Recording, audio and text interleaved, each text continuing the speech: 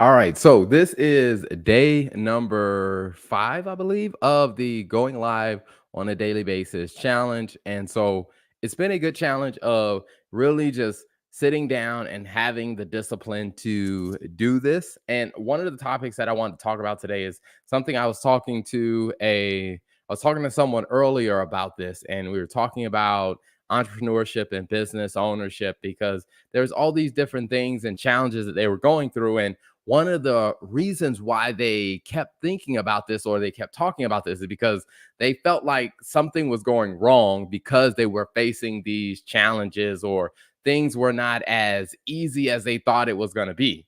And one of the things that I had to honestly tell them is that when it comes down to business ownership or this thing we call entrepreneurship, the reality of it is it's not easy. Like entrepreneurship, business ownership, it is not an easy thing to do. I mean, when you think about it, is you are literally building something from scratch a lot of times, and you're trying to figure out one is how to understand what your customers need, how to figure out how to get your customers or potential customers attention, how to deliver what they need. Then you got to manage all the things internally, and if you're growing, you got to figure out how to manage your team, and you got to figure out how to deal with giving your team direction. Now you got to be a leader, and you got to manage the effort, and there's so many different things that go on because even after you deliver the product or the service to the client, there's all of this customer service and customer support that comes in. There's all of these different dynamics that go into being a business owner and being an entrepreneur. And I was telling him, it's like, you know what, some of these challenges and some of these issues that you may be experiencing or what you're feeling, it's not because you're doing something wrong or it's not because something is happening wrong. It's just those are just the natural hurdles or the natural challenges that come with the process of being an entrepreneur and being a business owner. And so something that I tell people a lot of times when it comes down to the things that they face or a lot of conversations or sometimes when I'm speaking on panels and people ask, "Oh, what is it like being an entrepreneur?" Like usually a lot of times people ask like, "Oh, what is it like being your own boss? You don't have to answer to anybody." And I tell people honestly, like, I just don't feel like that. Like when it comes down to entrepreneurship, it's not that I don't have to answer to anybody. I feel like I am responsible for every staff member that we have. That I'm responsible for leading them. I'm responsible for giving them insight. And I am also responsible to deliver quality to every customer that we have. So we provide accounting, we provide bookkeeping, CFO, and data analytic services to law firms. One of the things that I am very intimately aware of is the things we do are to help our clients so that they can make smart decisions in their business. Because what I recognize is the things that we help them with or the decisions that we support for our clients, if they're not making smart decisions in their business, then they're going to go out of business, meaning their livelihood is going to be impacted. All of the employees that they support and that are on their payroll, they're going to be negatively impacted. And because we support law firms, all of the clients that they support providing legal support to, they're going to be negatively impacted if things go wrong in this business. And so for me is I don't necessarily feel like, oh, you have no one to answer to. I feel like being an entrepreneur and being a business owner means I have even more people that I have to answer to.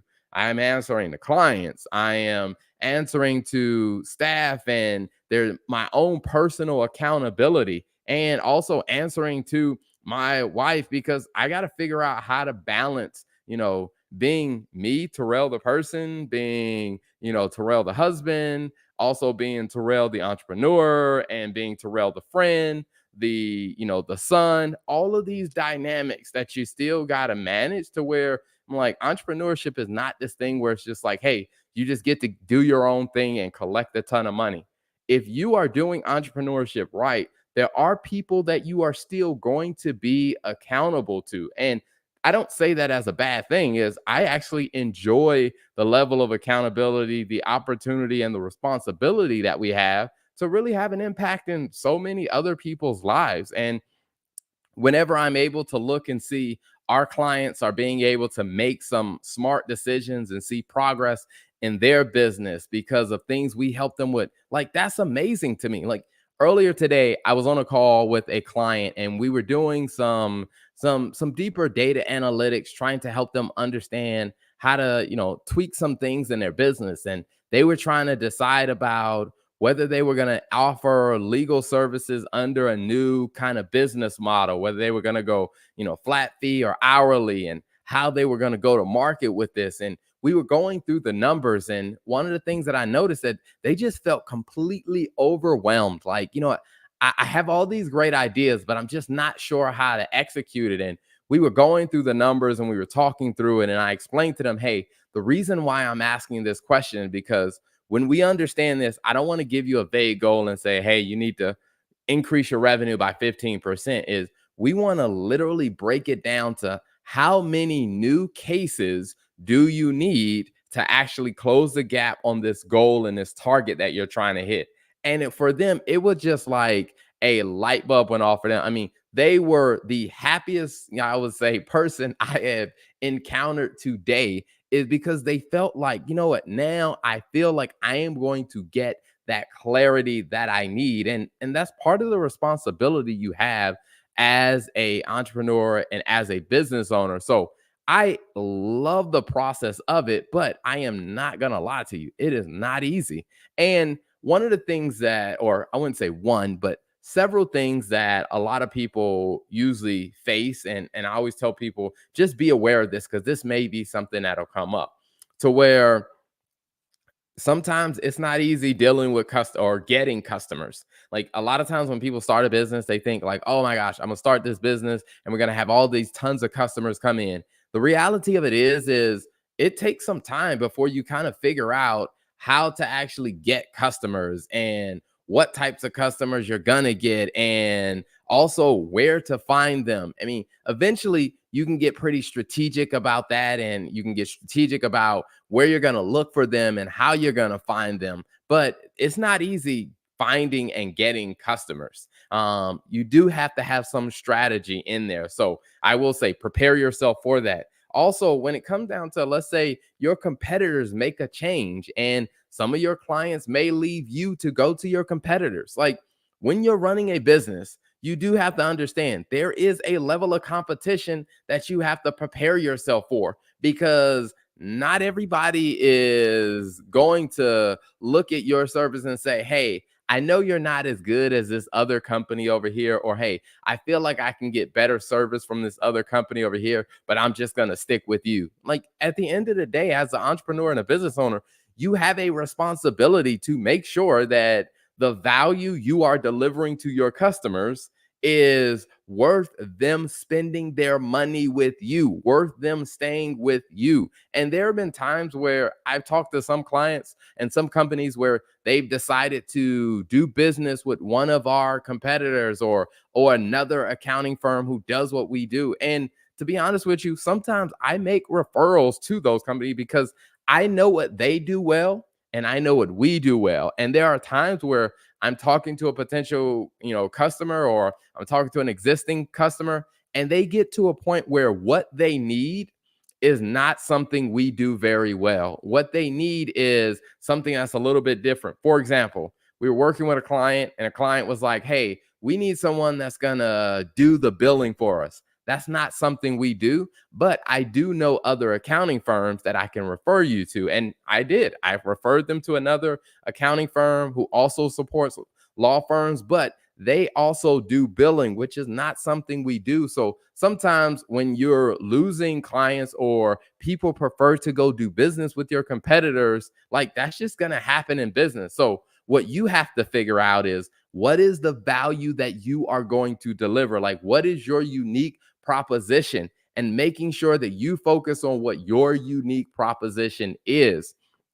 Another thing that happens is technology advances. Now, this is something a lot of people are struggling with, because when you think about AI and the different things going on with AI, and how a lot of that has really changed the way businesses are really operating. And there are some people who look at this and say, well, it's bad because it's changing my business. Like, if you're going to be a business owner or an entrepreneur, one of the things you got to figure out is how to navigate and utilize the technology to actually help you advance. Because the truth of the matter is, technology is advancing and it's probably not going to slow down. Like, technology isn't going to slow down just so you can keep, protecting your business, or so you can keep, I guess, doing things the way you've been doing them. The truth of it is that technology is going to continue adapting, and it's probably going to move even faster. And so what we have to do is figure out, how do we use that technology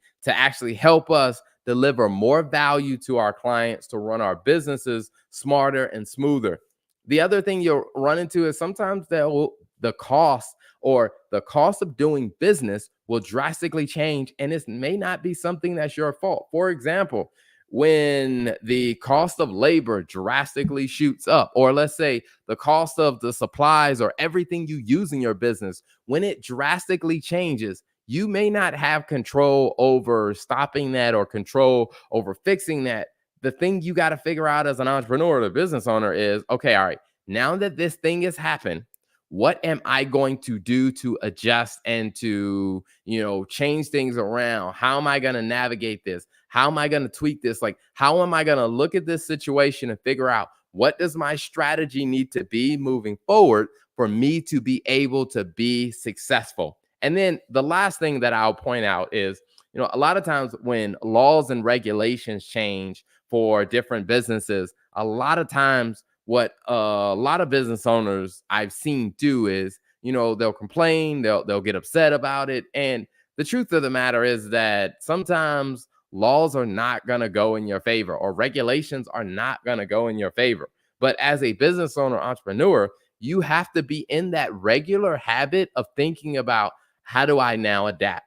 Like, how do I figure out what to do now that this thing has happened? Or how do I either partner with other people, or even how do I get around other people who are also navigating this, so I can learn some tips from other people? Because nothing is going to be easy in the journey of being an entrepreneur and running a business. A lot of it is really going to be your ability to, I think, one is not take things personal, because when things change, I mean, for the most part, most of the time when something happens that negatively impacts your business, it wasn't because someone was sitting back thinking about you personally. It's like, I'm going to do something to hurt you. That's usually not how it happens. I mean, usually it happens because someone is thinking about something else.